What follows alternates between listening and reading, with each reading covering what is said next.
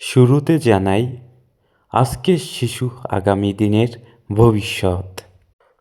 উপস্থিতি সুধীবৃন্দু এবং অভিভাবক মণ্ডলী, সবাইকে জানাই আমার অন্তর থেকে অনেক অনেক ভালোবাসা। আজ আমরা এখানে আমাদের জীবনের সবচেয়ে মূল্যবান সম্পদ আমাদের সন্তানদের নিয়ে কথা বলতে এসেছি। একটি প্রবাদ আছে, একটি শিশুকে শিক্ষিত করার অর্থ হলো একটি জাতিকে শিক্ষিত করা। আমাদের মনে রাখতে হবে, কেবল জিপিএ পাস বা ভালো রেজাল্ট করলেই প্রকৃত শিক্ষা নয়। পাঠ্য বইয়ের জ্ঞান আমাদের জীবিকা দিতে পারে, কিন্তু সুশিক্ষা আমাদের জীবন দেয়।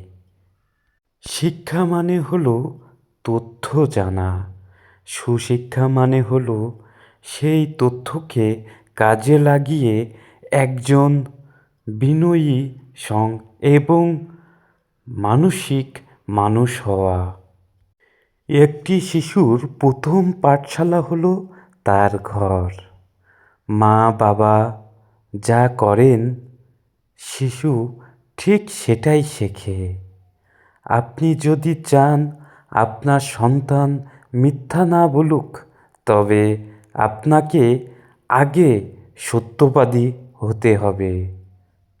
বাচ্চারা আপনার কথা কম শোনে, কিন্তু আপনাকে পর্যবেক্ষণ করে বেশি। তাই তাদের সামনে আমাদের নিজেদের আচরণ হতে হবে আদর্শ। ধন্যবাদ সকলকে। আবারও জানাই আমার অন্তর থেকে আপনাদের জন্য অনেক অনেক শুভকামনা। ভালো থাকবেন সকলে।